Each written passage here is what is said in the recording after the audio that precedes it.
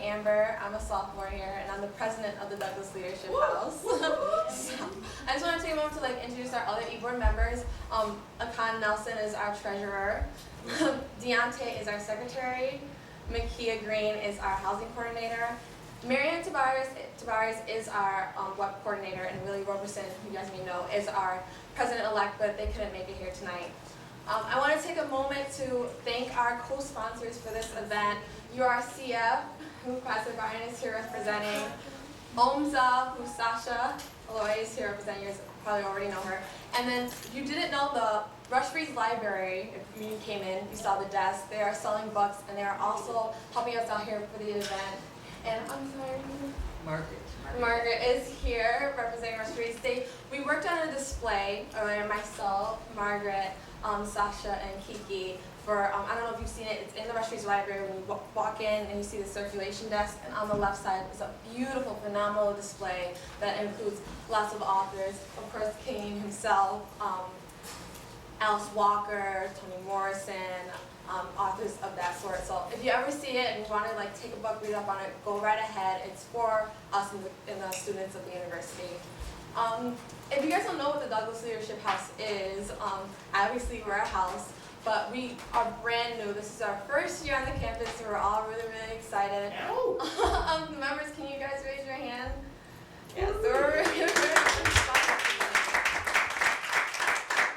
This is our very, very first event. You guys are our first audience, so again, we're so excited to have you here. Our house works on nurturing leaders and educating both ourselves and the outside community to the many facets of the Black experience through our politics, our history, our culture, and much more. If you want to learn more about what we do, our general interest meetings are starting next Monday at 8 o'clock right here in this lounge. So we're very, very excited to open up and expand our family. So please come through and tell your friends about us. So to the point of why you guys are all here, it's Antebellum, which is a novel written by Mr. Kayeen Thomas. He is an author, a poet, a playwright, hip-hop artist, and social justice advocate. He is a Master of Theological Studies student at Wesley Theological Seminary. His first book, Light, Stories of Urban Resurrection, was published during his junior year at Carleton College in Minnesota. He wrote and produced his first stage play, After Church, earlier this year, and plans to make it into a film. He was recently ordained in the Christian Methodist Episcopal Church and is a recipient of the White House Correspondence Essay Prize and the Congressional Black Caucus Scholarship, and will be featured at the Congressional Black Caucus Authors Coalition later in the month. He's from Washington, D.C., and has a wife and a daughter. Now, before I bring him up, I want to let you guys know that there are refreshments, so feel completely comfortable in our home. If you need to leave, obviously where you guys came out, there's an exit down there, and then the back exit into the left takes you back to the frat quad, and the bathroom is all the way down and to the right. But other than that, let's bring up our guest, Mr. Kayeen Thomas.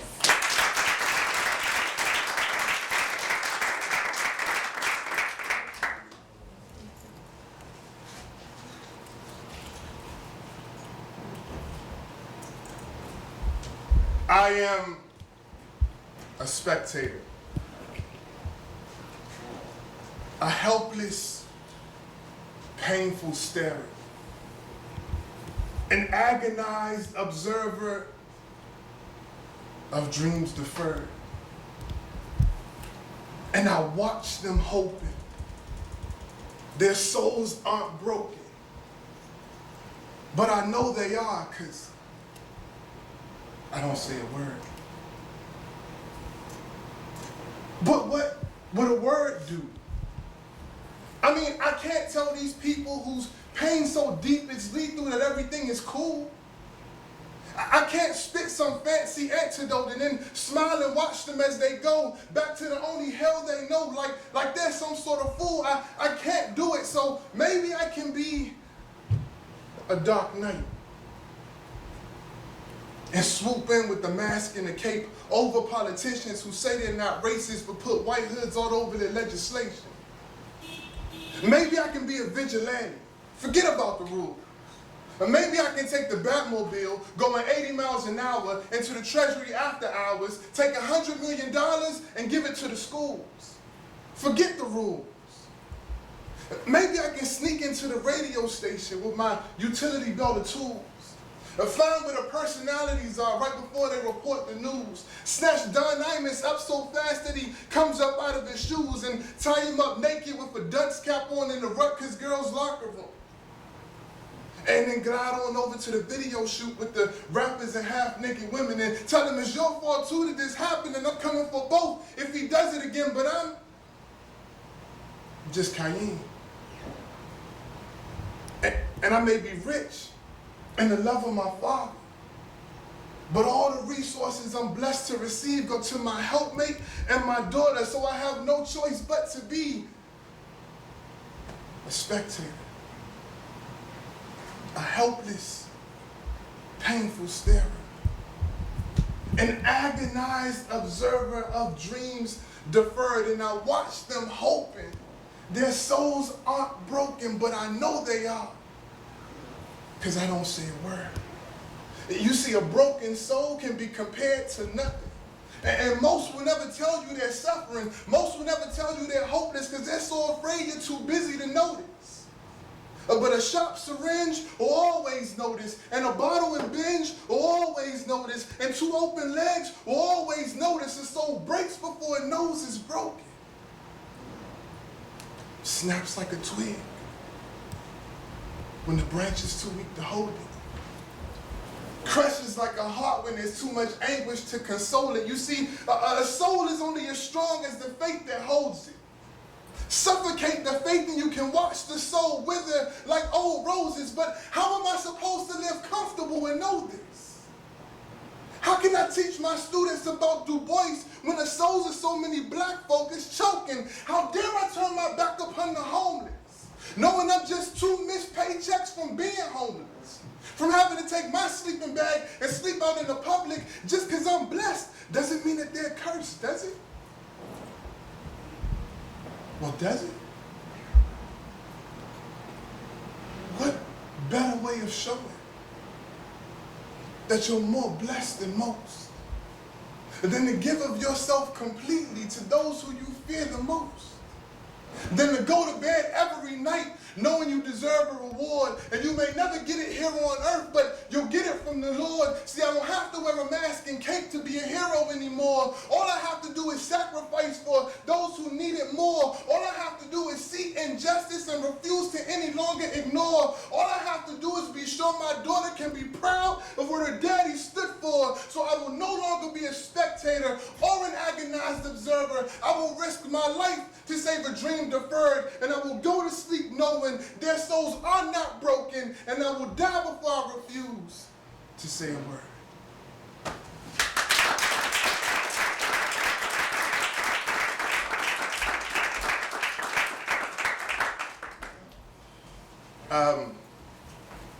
That poem is entitled Dreams Deferred, and I started with that because I feel like in a way hip-hop is a sort of a dream deferred, right? As much as I love it, it started out as one thing and now it's kind of turned into something else, and so I feel like that poem is fitting. My name is Kayeen Thomas. I wear a lot of different hats, but for this occasion, and what I am definitely most proud of, is I am an author. My novel ANTEBELLUM was released earlier this summer and is doing really well, so I'm really excited about it. And I was invited here to talk with you all about it, so I thank you all for having me. A couple of people I'd like to thank before we get too deep into it. The University of Rochester, all of the students, the Office of Minority Affairs, and Miss Sasha Oleo, is she here? Oh, yes, thank you.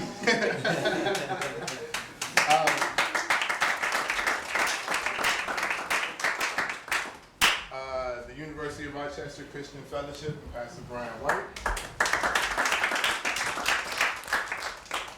The Douglass Leadership House.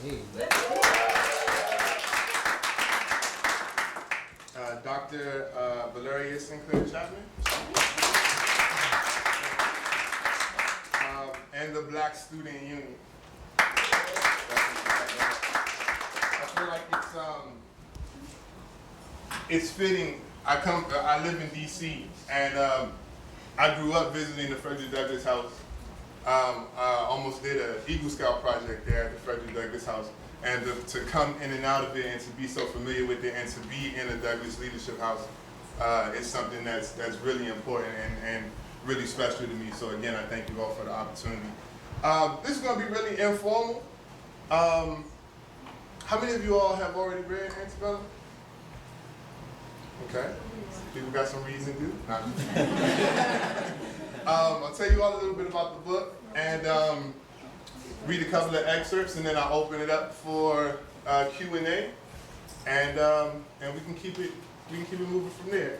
Antebellum is a novel about a rapper whose given name is Moses Jenkins, but his stage name is Da Nigga. D-A, capital D-A, capital N-I-G-G-A, Da Nigga. Through a series of events, he is taken back into slavery times, and he has to experience slavery firsthand.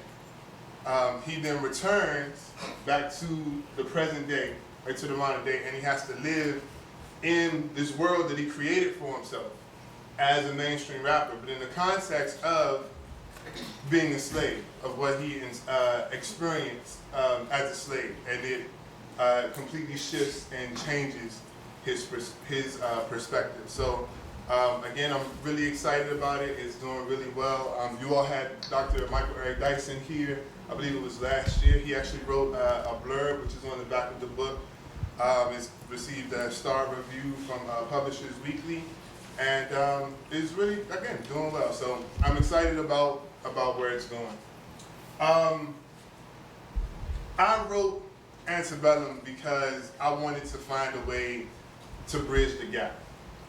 In my perception, there was such a large gap between the older civil rights generation within the African American community and the younger hip hop generation within the African American community. So much so that the conversations pass each other, they miss each other. It's like they're talking two different languages. The civil rights community cannot understand what the people who are part of the hip-hop generation are talking about. They can't understand it. They can't wrap their mind around it. They can't wrap their mind around the music. It's hard for them to wrap their mind around the culture, and there's this huge divide. And the people who are members of the hip-hop generation are really disconnected in what is termed this post-racial, quote-unquote, society, are really disconnected from this experience of marching and sitting in, or having the black and white water fountains or bathrooms and things like that. And so there's this huge disconnect, this huge divide that I saw and was experiencing, and it really struck home for me as a teacher. I taught for 5 years, everything from 6th grade to high school English. And when I was teaching high school English, that's when it really hit home for me, because I would try to work things about slavery, things about Black history into the curriculum, and it was just missing my students. My students were predominantly, it was a all African American private school, and everybody was solidly middle class, and the lessons were just missing people. Like it's like I was talking and they were going one ear out the other. It just wasn't being comprehended. And one day, I'll never forget, I kind of reached my wits and I sat down and I said, look, if you were driving somewhere, wanted to go somewhere to eat, and you parked the car and you got out and you walked into the restaurant, and there was a sign on the restaurant that said whites only. And you walked inside and the lady at the front desk smiled at you and told you there are no black people allowed in this restaurant. What would you do? How would you react? And it was silent for about 25, 30 seconds. And I finally had a student raise their hand. I pointed to him, eagerly, okay, what would you do? What would you do? I would go tell my father. I mean, so it's not your responsibility anymore to react to these instances? Like, if you're so removed from it that you can't even think about how you would react to it, you would still have to defer to your parents? That was just crazy for me. So, you know, I really started to put a lot of stock and a lot of hope into Antebellum as something that could really start to bridge that gap. If I could give a solid portrayal of the hip-hop generation, of the hip-hop community, and a solid and realistic portrayal of slavery, because that's one of the things I get as well. As I went and talked to people, my depictions of slavery are very realistic, right? Are very graphic, and you know, I've had people sit down and tell me, you know, why did you write this like this? Why did you know, why were you so graphic? Because that's how slavery was. You know, there's no sugar-coated way to say that, you know, men were castrated. You know, there's no sugar-coated way to say that, you know, babies were cut out of their mother's wombs. There's no sugar-coated way to put that. There's no flowery way to write that, right? So if you're going to portray it, or if I was going to portray it, I wanted to portray it real, right? I wanted to show it for what it was. And so I would thought to myself, if I could give a solid portrayal from both sides, if I give a solid portrayal of the hip-hop generation and a solid portrayal of slavery, then maybe I could come up with a work that would bridge the gap enough that it would start up a conversation, that it would start up some sort of dialogue between these two generations that literally seem to be speaking different languages to one another. So that was really my inspiration behind writing the book. If I could take a second. Oh, thank you, Pastor. The book is split up into 3 different parts. Part 1 establishes Moses as a hip-hop figure, as a rapper, as a mainstream rapper, as a very successful mainstream rapper. Part 2 is Moses back in slavery times. And to figure out how he gets there, you have to read the book. And part 3 is his return. So what I like to do is just read a short snippet from part 1, part 2, and part 3. So it's just to kind of give you an idea of how things flow. So this first one is from part 1. And this is Moses recounting his grandmother and how his grandmother reacted to learning his stage name.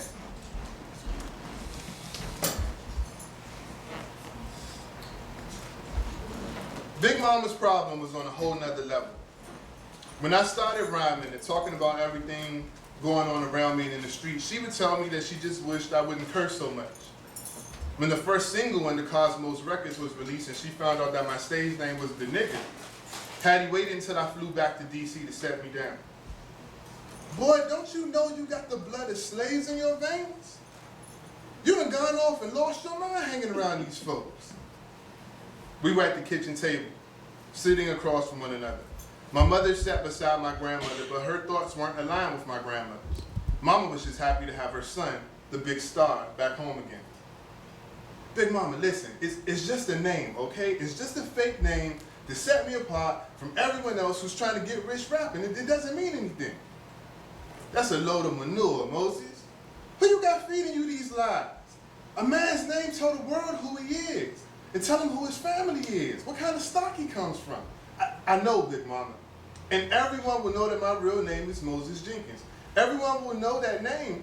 Everyone will know the name that Mom and Daddy gave me. Don't lie to me, boy. I ain't dumb.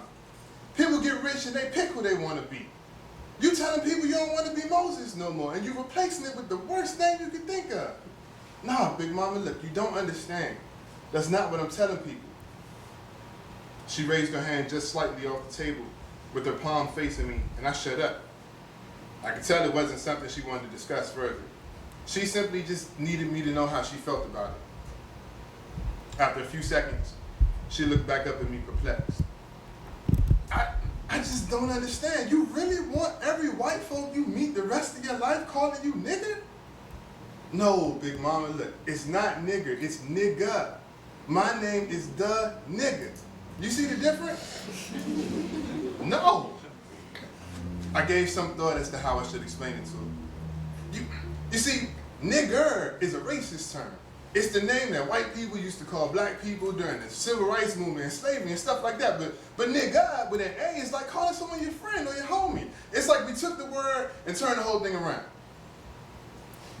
Big Mama dropped her eyes and pondered what I said. She pressed her lips together like she did when she read the Bible. And I looked at her from my seat and waited for her to get my point. Finally, she raised her eyes to me again. Her face was resolute.